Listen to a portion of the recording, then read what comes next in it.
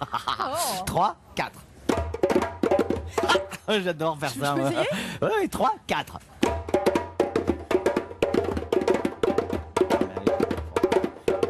Non, mais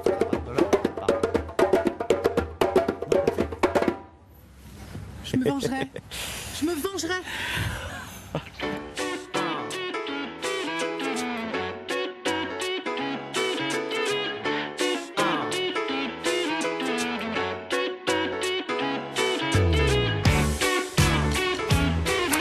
Bonjour à tous, merci de nous retrouver pour ce mercredi ici à Saint-Cyr-sur-Mer. Nous allons encore vivre plein de belles aventures ici dans le Var. Oh oui, alors au sommaire aujourd'hui, on va parler de sentiers sous-marins. On va écouter de la musique aussi, des percussions endiablées, vous allez le voir.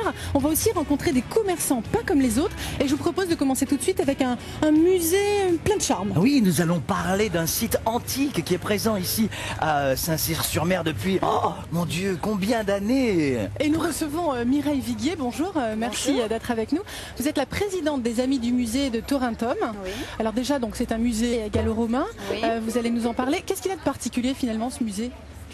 Bien, c'est un musée qui est in situ, c'est-à-dire c'est assez exceptionnel. Il est dans une villa maritima gallo-romaine qui date du 1er siècle et qui a quelques particularités parce que il y a de très très belles mosaïques noires et blanches qui correspondent à la mode italique romaine du 1er siècle. Mais alors, excusez-moi de vous couper, une villa romaine du 1er siècle, ça veut dire que les Romains venaient ici passer leur été à la plage, manger des churros On peut dire voler. ça parce que la Villa Maritima, effectivement, contrairement aux villas rustica, était des villages, on pourrait dire, nouvelle mode à cette période, et celle de Saint-Cyr est très proche des villas maritima que l'on peut trouver aux alentours de Rome, vers Ostie.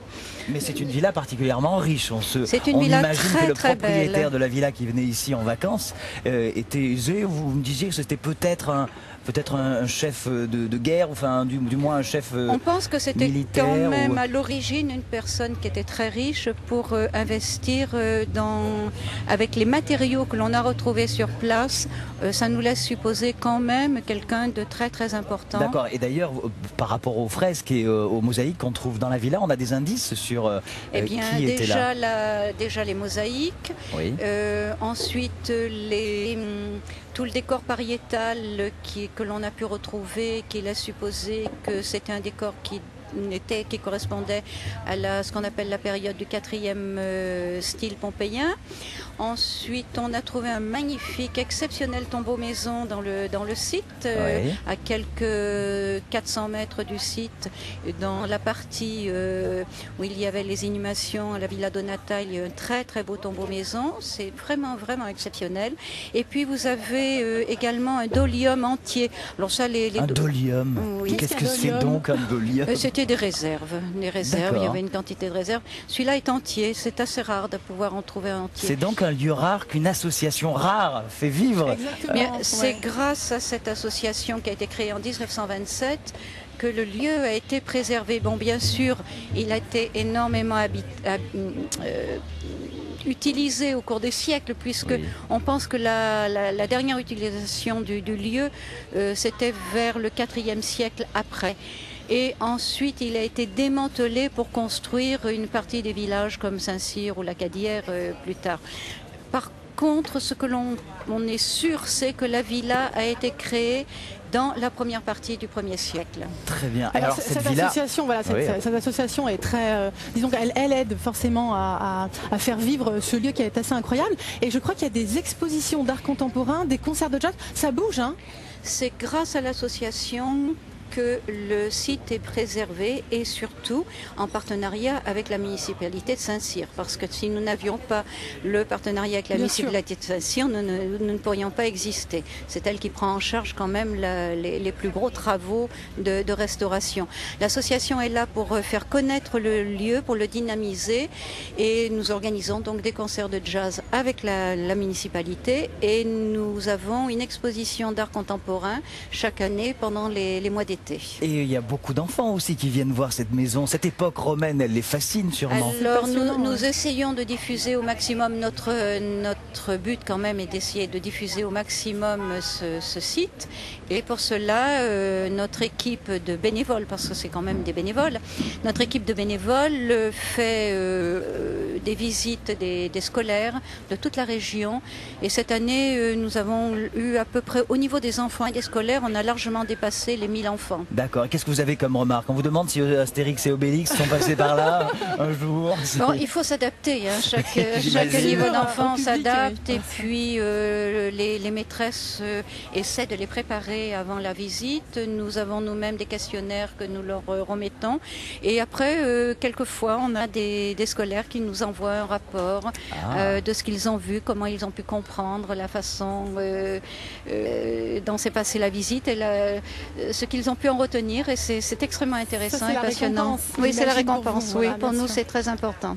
Donc on ne peut qu'inciter tout le monde à venir ici à Saint-Cyr-sur-Mer pour aller visiter cette belle villa. villa. C'est la seule villa maritima encore existante à ce jour. Et la ville en est très fière de ce site. C'est très bien, on viendra vous voir. Merci beaucoup pour cette belle visite virtuelle. Hein, on n'y était pas, mais on va y aller, ça c'est sûr. Merci beaucoup. Merci à vous. C'est l'heure de notre casting déjà.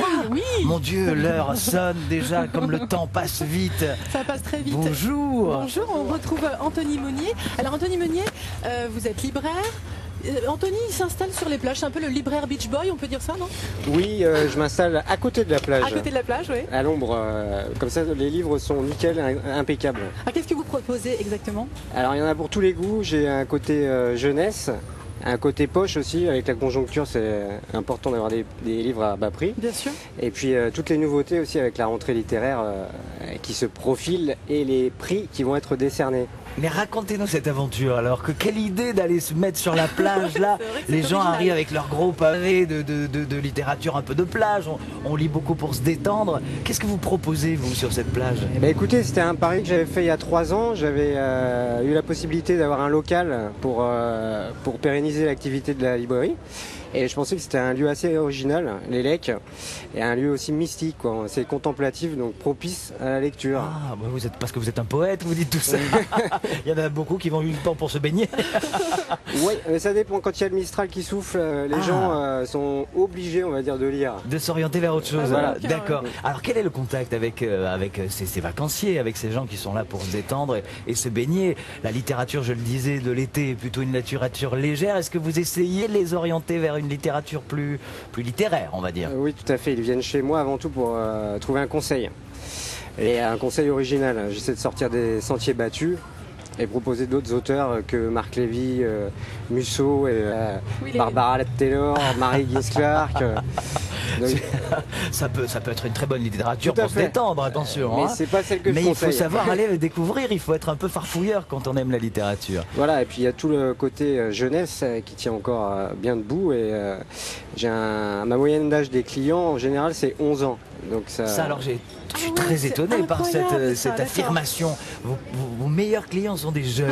Voilà, tout à fait. On dit que les jeunes ne lisent plus. C'est faux. C'est faux, tout à fait, oui. C'est rassurant.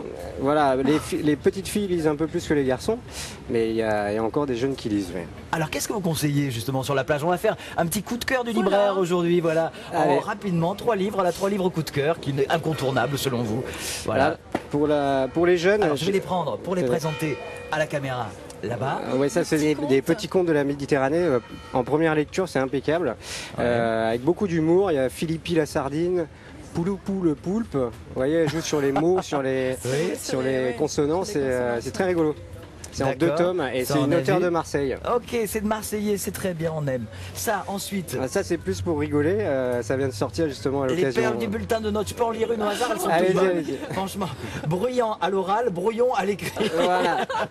C'est que des effets de style comme ça. D'accord. Cet élève a 2 cerveaux, l'un est parti à la recherche de l'autre. Donc ça, très drôle. Comme quoi, les profs ont de l'humour. Ouais. Ok. Ah, là, on passe à plus sérieux peut-être. Oui, ça c'est pas plus sérieux, plus magique on va dire. C'est une auteure française qui mérite d'être connue et reconnue. Elle a écrit 2 romans. Le premier se passe à Barcelone. C'est une petite fille qui est capable de recoudre les cœurs. Mais c'est une métaphore voyez, elle recoue les cœurs brisés, toutes les choses. Voilà.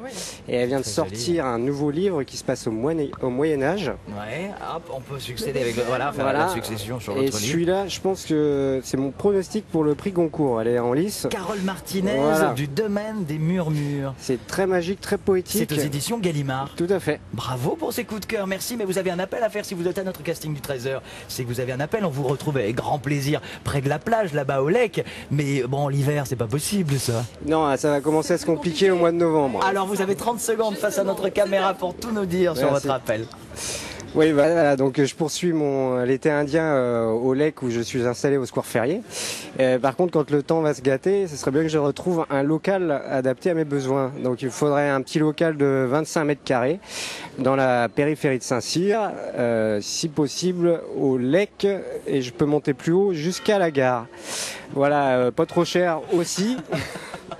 Avec une petite terrasse. Voilà, les livres, ça fait pas de bruit, c'est sympa et ça amène que des gens, que des gens intéressants, hein, on va le dire. Donc il faut pas hésiter à vous trouver un petit coin pour passer l'hiver au chaud. Merci d'avoir été avec nous. Si vous aussi vous voulez venir participer à ce casting du 13h, rien de plus simple. Vous le savez, vous cliquez sur notre site internet France 3 Provence-Alpes, vous allez sur notre site 13h avec vous et vous remplissez un petit bulletin. Vous venez ici à la place de notre ami libraire. Nous allons inaugurer une nouvelle séquence dans notre émission qui est le courrier des réclamations. De la même façon que vous pouvez vous inscrire pour le 13h avec vous ici pour le casting, vous pourrez aussi nous envoyer vos courriers des réclamations que nous allons transmettre. Aujourd'hui, c'est Gisèle qui nous écrit: Chère Nadia, cher Hervé, j'ai 58 ans et je n'ai jamais osé révéler que je ne savais pas nager.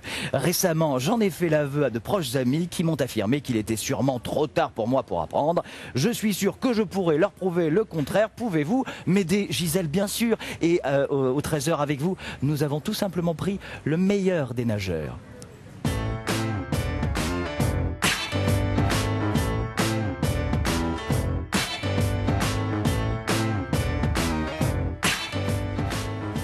Et oui, Hervé, bien sûr, je suis en compagnie de Pascal Loustano. Bonjour Pascal, ça va? Oui, alors on va mettre bien on va mettre le micro comme ça. Alors effectivement, on va répondre à Gisèle. Le temps déjà de vous présenter, vous êtes passionné par les sports d'eau. Est-ce qu'on peut revenir sur ce parcours incroyable? Ça a commencé comment? Et oui, je pense que ça a commencé très petit, puisque très petit, oui, je crois que je suis tombé dedans quand j'étais petit, on peut dire ça. Ouais. Et depuis, j'en suis plus ressorti. Voilà, c'est vraiment une passion. Papa nageur, papa entraîneur, le monde de la natation m'a fasciné. Et voilà, vraiment tout dans la passion. Tout dans la passion, et puis ça a continué jusqu'à finalement aller très très haut. Vous êtes devenu athlète de haut niveau? Alors autant faire les choses bien, c'est peut-être mon esprit de compétition qui a pris le dessus et c'est vrai, participation aux Jeux Olympiques de Barcelone avec l'équipe de France de waterpolo. Waterpolo en 92. En 92, puis ensuite la possibilité, là, oui, avec l'équipe de France de waterpolo, on a une grande amitié qui se crée avec tous des collègues qui font chacun leur parcours ensuite. Et puis voilà, 10 ans passés au Cercle des nageurs de Marseille.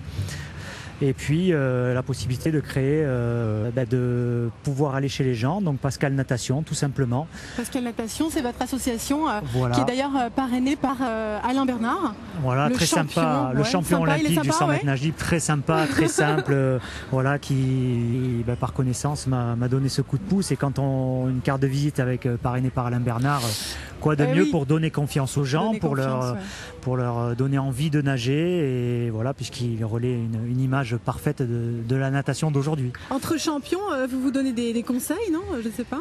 Alors entre champions, oui, alors moi je viens un peu plus du waterpolo, lui de la natation, donc on a chacun notre particularité, mais au milieu il y a l'eau. Et l'eau, c'est ce point commun qu'on a entre nous. Et moi, j'ai toujours eu la passion de donner envie aux petits. C'est surtout les petits, apprendre à nager. Et j'ai continué avec les grands. D'où la possibilité pour les gens qui ont peur de l'eau. Ce qu'on appelle l'aquaphobie. Est-ce qu'on peut répondre à Gisèle, justement? Voilà, alors, Gisèle, est-ce que c'est possible 58 ans, Gisèle. 58 ans de se jeter à l'eau? Aucun problème pour Gisèle, aucun problème. Au contraire, ce que je dis en premier, quand les gens arrivent, tout le monde est capable de flotter. Et pourquoi pas vous? il suffit de les mettre en confiance. Alors la possibilité d'aller dans les piscines privées à domicile, c'est vrai que les gens sont dans un cocon, se retrouvent chez eux, dans un milieu qu'ils connaissent bien. Et à ce moment-là, on se met dans l'eau avec eux, on les accompagne, ce sont des paroles douces. Voilà, se laisser flotter est tout naturel en fait, pour tout corps. Comme corps, on a bien entendu ça quelque part, là, tout corps flotté dans un... Oui, on va pas faire de la physique, mais... Ouais. Voilà, et donc ça veut dire revenir. qu'on peut vraiment désamorcer toutes les peurs, même chez les enfants qui vraiment ont Alors, peur, parfois même de la douche. Voilà, vous avez plusieurs degrés dans l'aquaphobie. Vous avez les personnes qui ont peur de l'eau et qui ne peuvent pas mettre le visage dans l'eau. Donc on va commencer par aller dans un endroit où on a pied, on va les accompagner, leur habituer à mettre un masque au départ, mettre une paire de lunettes, mettre sa tête sous l'eau et commencer à souffler, à se sentir bien, à marcher, à les accompagner en leur tenant la main. Qui passent, en leur tenant la main. Vraiment step by step, tout doucement, progressivement, on leur donne confiance. Voilà, la règle c'est vraiment de les accompagner, d'être présent. Et moi c'est pour ça que dans ma formation avec eux, je me mets dans l'eau avec eux, en situation avec eux, et c'est ce qui les rassure énormément. Donc c'est être à l'écoute, prendre son temps et vraiment essayer de, au coup par coup, désamorcer les craintes. Voilà, et puis il y a des étapes, petit à petit, les gens, une dame, je l'invite à venir me voir si elle n'est pas loin. Écoutez, Gisèle, ça lui fera sûrement plaisir, au contraire, bien et sûr. puis à venir me voir. Et puis j'ai des gens qui sont venus comme ça, on va dire de la même tranche d'âge, et qui maintenant nagent le crawl, vont nager en mer tranquillement, tournent autour du bateau et n'ont plus aucun problème. Bon, ça donne beaucoup d'espoir. Ça, vous voyez, Gisèle, donc Pascal est à votre disposition et tout est encore possible. Merci beaucoup, Pascal. De rien. Hervé, oui. Vous vouliez nous présenter quelqu'un, je crois. On va rester dans le monde de l'eau, magique et fantastique toujours, oui. de l'eau. Depuis que nous sommes bébés, nous trempons dans l'eau. Et voilà pourquoi on aime tant cet univers. Et j'ai avec moi Éric Jourdan de l'Atelier Bleu. Bonjour. Cet atelier est une association qui a beaucoup d'activités. On pourrait parler pendant des heures de cette association, mais on va parler principalement de son activité qui est de faire découvrir aux petits et aux grands aussi le milieu marin et d'apprendre à le respecter, ce milieu marin. Racontez-nous tout ça. Tout à fait. L'approche de l'Atelier Bleu, c'est d'intervenir dans la sensibilisation à l'environnement, et la sensibilisation à l'environnement peut commencer par une découverte active du milieu au travers d'activités de loisirs comme le sentier sous-marin qu'on met en place donc sur différents sites. Alors ça nous a plu beaucoup avec Nadia. On a envie de mettre notre masque et nos palmes et notre tuba. Racontez-nous ce parcours sous-marin, faites-nous plonger un peu avec vous. Alors l'activité se déroule en deux temps. Il y a un temps au sec où on parle de la Méditerranée. Richesse, fonctionnement, fragilité, place de l'homme dans le milieu. Ensuite, il y a un temps d'équipement, c'est le moins rigolo parce que c'est souvent là où il y a un petit peu des contraintes. Voilà, le matériel obligatoire, c'est évidemment le néoprène pour pas avoir froid et puis pour aider à flotter, et puis le masque pour voir ce qui se passe sous l'eau. Et ensuite, on part à la découverte du milieu pour mettre du vécu, des sensations, des émotions. Vous arrivez à communiquer sur l'eau alors pour faire découvrir ce milieu marin? Alors, on reste en surface, l'activité se déroule en surface avec un masque, un tuba. Lève ton tuba. C'est exactement ça. Alors, il y a ceux qui restent scotchés à regarder le fond. On voit quelques images de votre activité en ce moment sur nos écrans. Alors très bien, on doit voir les fonds marins magnifiques de notre région. Qu'est-ce qu'on découvre de beau là rapidement apparemment vous plongez parce que votre activité, votre bureau, on va dire, c'est pas mal, c'est le port, c'est la calanque du port d'Allon. Alors une partie de l'année c'est la calanque du port d'Allon effectivement. C'est pas mal. Il y a pire comme bureau. Une partie de l'année c'est le parc du Mugel. Donc c'est vrai tout à fait à La Ciotat, donc on a quand même beaucoup de chance. Mais donc l'important c'est pas tant la richesse du milieu, c'est le regard qu'on peut porter dessus, parce que souvent les gens qui vont seuls, il n'y a pas forcément d'aptitude au regard, et donc on passe à côté de beaucoup de choses sans les voir. Et donc l'activité de sentier sous-marin permet, en étant un guidé accompagné par une personne qui connaît, justement de porter un regard sur le milieu qui est différent, et des choses anodines peuvent prendre du sens. Votre mot d'ordre, c'est comprendre et connaître le milieu pour mieux le protéger. Si on ne le comprend pas, si on ne le maîtrise pas. Ça démarre même par le plaisir. Prendre du plaisir dans la découverte. D'accord. Et alors ce parcours sous-marin, et ça vous devez en être très fier parce que c'est une très belle action, il est accessible aux personnes handicapées. Alors tout à fait, alors on a commencé à développer ce type d'activité avec l'ensemble des publics, donc les jeunes gens, les moins jeunes, les familles, les seniors, les personnes en situation de surpoids.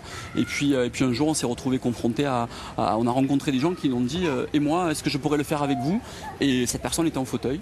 Et donc on lui a dit on va essayer, et on a mis en place, on a développé une démarche spécifique pour pouvoir accueillir dans cet environnement naturel et pour la découverte du milieu des personnes en situation de handicap. Donc ça a commencé avec les personnes à mobilité réduite, ça se prolonge avec d'autres formes de handicap, des personnes donc qui ont une déficience sensorielle, auditive ou visuelle. Alors vous avez de très belles images qu'une société de production vous a réalisées. Voilà, un modèle, parce qu'elle vous a bien aidé sur ce coup-là. Et elle nous aide parce qu'elle nous a offert ces images. C'est l'agence Sistab Rosa effectivement qui a réalisé un petit film donc sur ce thème-là. Et ce sont des activités qu'on développe en ce moment. D'abord parce que c'est important de pouvoir que l'ensemble des personnes aient accès à l'environnement.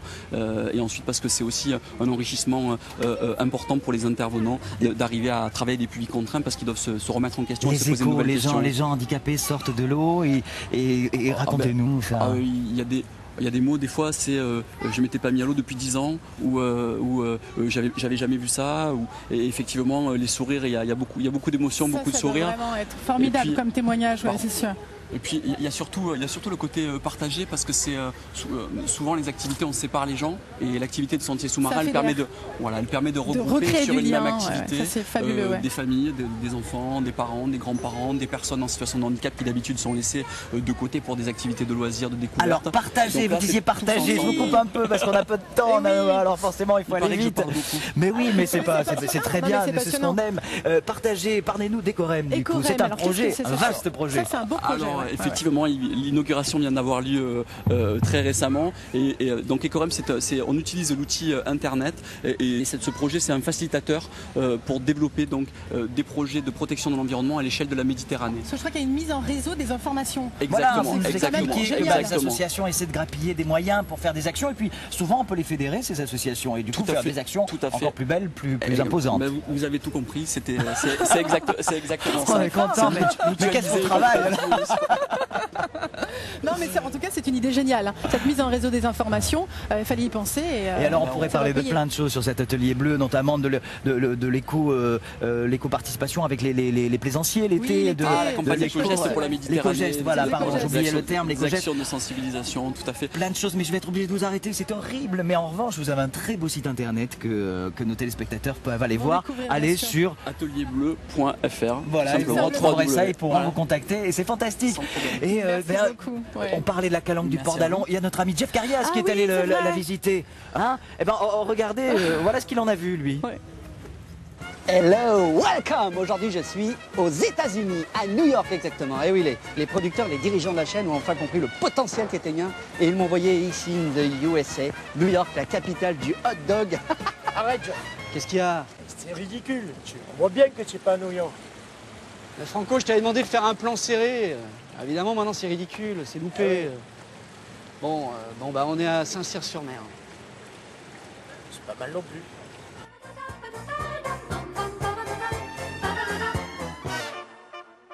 Saint-Cyr-sur-Mer, c'est le camping que ce village évoque. Nous sommes allés rencontrer Béatrice Michaud, qui est la patronne du camping du Port d'Alon, un camping 2 étoiles. La question qu'on peut se poser, c'est qu'est-ce qu'il a de si différent des autres campings? Justement, c'est pas un camping qui est super luxueux. Les gens qui viennent ici viennent pour la nature. Et la verdure. La verdure, le contexte, il y a des calanques à 400 mètres. Et des fois, quand les gens me demandent qu'est-ce qu'il y a dans votre camping, je dis c'est un camping comme on trouvait dans l'état d'esprit des campings d'avant, chose qui est rare. Jeff, tu vas où là? Bon, Viviane, oui. Tu passes ton 6 mois par an dans ce camping. Pourquoi? On a envie de te dire, tu as été condamnée, Non. Est-ce qu'il y a des femmes célibataires? Oui. Très bien. Ça m'intéresse. Moi? Oh, le rentre dedans qu'elle peut faire. Mais non, c'est faut rigoler. Non, j'en ai une qui campe là-haut. Ne me le passez pas, ça. C'est quoi votre quotidien ici, le quotidien, c'est pas... Le matin, j'ai l'impression que c'est tiercé. Il y a tiercé. Flore, vous êtes breton, bon, c'est pas grave. Non, vous pouvez rester. Oui. Vous venez ici, alors, 1 mois par an et toujours en septembre? 2 mois. 2 mois quelquefois. On vient mai, quelquefois. Et septembre. Mais qu'est-ce que vous faites en juillet et août quand tout le monde est en vacances? Nous, on est chez nous, on reste à la maison. Je suis avec Johnny, un ami hollandais. Johnny, qu'est-ce qui vous plaît ici, dans ce camping? De camping is leuk en klein. Leuk en klein. Leuk en klein. En we worden hier altijd zeer hartelijk ontvangen. Zeer hard? Hartelijk. Ah. On est à 100 mètres de la mer. Ouais, mais c'est pas une vraie mer là-bas. Oh non, tiens, elle est aussi belle qu'ici. Ouais, mais elle est verte, il fait... Elle est verte. Elle est froide. Oh non. Elle est fraîche, disons. Ouais, On peut pas dire qu'elle est froide. On fait beaucoup de pêche à pied, tout ça. Vous pêchez quoi, le phoque là-bas? Qu'est-ce qu'il y a? Oui. Les pingouins? Qu'est-ce qu'on attrape? Problematisch?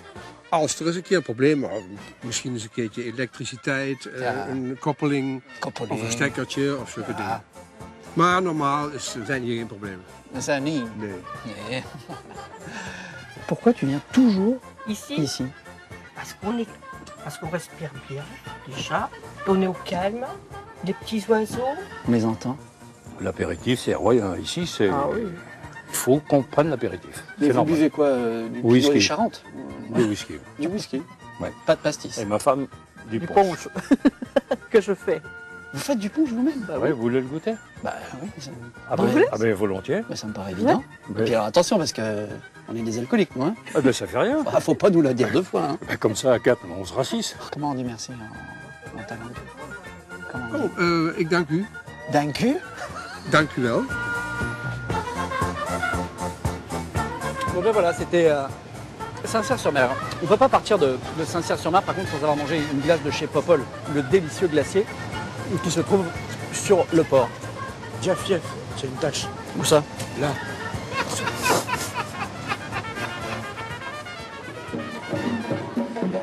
Nadia, mais où sommes-nous? Nous sommes en Afrique. Nous étions il y a quelques secondes à Saint-Cyr-sur-Mer. Mais oui, nous y sommes toujours sur la place Portalis. Mais nous allons voyager avec un groupe fantastique de djembé qui s'appelle les Calanquais. C'est ça, Calanquais. On va les retrouver tout de suite, on y va. C'est parti.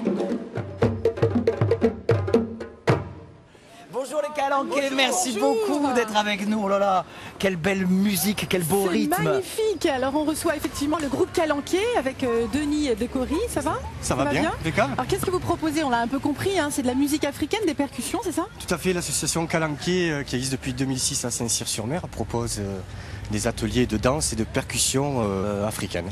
D'accord, et le but c'est donc sensibiliser, j'imagine. Le but c'est avant tout de promouvoir les danses et les percussions africaines, plus précisément d'Afrique de l'Ouest, Côte d'Ivoire, Mali, Guinée, Burkina Faso. Racontez-nous quelque chose, c'est que les gens qui viennent voir votre association pour venir apprendre, pour venir découvrir tout ça, ils viennent pourquoi? Parce qu'ils entendent du bruit dans la rue, que vous faites beaucoup de bruit avec vos djembés? Ou alors est-ce que vous avez beaucoup de monde qui apprécie cette culture africaine et qui cherche? C'est un peu les deux, il y en a qui viennent pour découvrir, il y en a qui viennent pour... le djembé permet une approche très facile pour se lancer dans la musique aussi.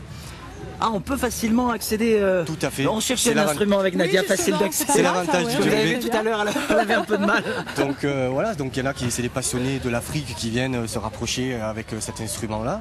Donc voilà, donc c'est accessible à tous. On peut venir jouer toute l'année. Vous organisez aussi des stages. Comment ça se passe? On organise des stages durant l'année. En fin d'année, en fin de saison, on dit le 21 juin, nous faisons le spectacle. Le spectacle de fin d'année de l'association qui se déroule au Quai Gélu au Lec. Ah, le Quai Gélu au Lec. Le 21 juin. 21 juin, le 21 juin, on va faire des rythmes. Et alors, vous avez des folies, des fois des envies de mélange d'instruments et vous vous retrouvez avec des... Ah oui, ils n'ont pas peur. Oui, ils n'ont pas oui, peur. Racontez-nous un peu ces mélanges. Qu'est-ce que vous pouvez greffer sur des rythmes africains? Je ne sais pas, de la cornemuse? Exactement, en fait, ça c'est un projet qui est en dehors de l'association Calanquais. C'est un projet que j'ai mis en place qui s'appelle Tapage Piéton et qui permet entre autres aux élèves qui découvrent par le biais de la musique, par le biais des instruments africains, de pouvoir se greffer à un collectif musical et d'approcher le spectacle côté artistique à travers des instruments comme la cornemuse. Comme la cornemuse avec des djembés. Exactement. Qui s'appelle Tapage Piéton, donc le collectif, où c'est un collectif de troupe de rue, de danse et de percussions afro-contemporaines. D'accord. Wow. Quelles sont les remarques qu'on vous fait quand vous passez comme ça et que du coup c'est des rythmes très entraînants, ça met le feu? Ben, exactement, en fait c'est des rythmes qui sont accessibles à tout le monde et il suffit d'aimer la musique, d'aimer le rythme. Et combien de temps alors d'apprentissage pour se retrouver avec le groupe Calanquais ici comme ça ça dépend de chacun, ça dépend des capacités de chacun, ça peut être très rapide et puis voilà. C'est vrai que c'est très ludique en tout cas. Hein, tout à fait, c'est l'avantage de nos ateliers, que ce soit la danse et la percussion, c'est des ateliers avant tout très ludiques, accessibles à partir de 7 ans. partir de voilà. septembre. Donc D'accord. c'est Et est-ce bon que pour vous avez des conseils pour le voisinage, par exemple, quand on travaille un instrument comme celui-là? C'est sûr que on se dit que oui, c'est superbe, mais c'est sûr que quand on fait ses gammes le soir, le djembé, c'est un instrument qui est parfois un peu mal vu parce qu'il est utilisé souvent dans des endroits où, voilà, où il faut savoir respecter l'environnement, l'entourage. Donc c'est sûr que voilà, on ne peut pas le jouer n'importe où à n'importe quelle heure. Alors parlez-nous une chose, alors on plaisante évidemment sur ces instruments et sur évidemment qui sont sonores, mais la musique africaine, les rythmes africains, parlez-nous de ça, de ce pulse, qu'est-ce que ça fait vivre en vous tout ça? Avant tout, moi c'est une passion donc j'ai découvert le djembé il y a plus d'une dizaine d'années. Et voilà, depuis, c'est quelque chose qui s'explique pas des fois, ça prend ici. Et vous faites partie de ceux qui tapotent toujours sur les tables pendant que... C'est vrai qu'on me le reproche, souvent. Toujours, on le voit. Exactement, mais bon, ça c'est, voilà. Qu'est-ce que ça veut dire calanqué? Calanqué, ça veut tout simplement dire apprendre. C'est joli ça, hein? Apprendre. Voilà. Apprendre toujours des cultures des autres, voilà. de la musique. S'ouvrir, partager, voilà, apprendre c'est la convivialité, et partager, surtout partager, c'est un peu la base de l'association. Et la musique africaine, parce que c'est avant tout un partage, c'est pas un instrument qui va se jouer tout seul. En général, ça se joue en groupe, ça lie des liens, et puis voilà quoi. Alors faites-nous partager un peu de votre musique. On vous rend à votre djembé et on vous remercie les Calanqués d'être avec nous. Ouais.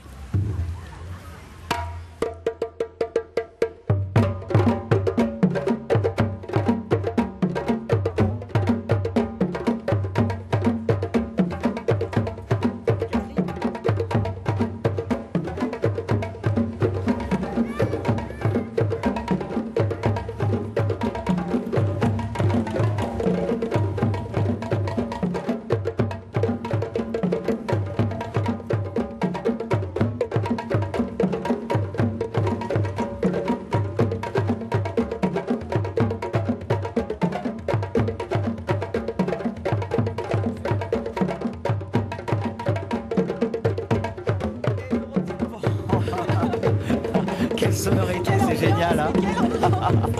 On va remercier les Calanqués. Merci à vous. Et on retrouve notre coup de cœur. Bravo! Bravo les Calanqués. Et on va se quitter avant de se quitter, mais on va retrouver notre coup de cœur d'aujourd'hui. Oh, regarde ces yeux bleus, ce sourire. Cette musique, hein, vous avez envie de danser, non?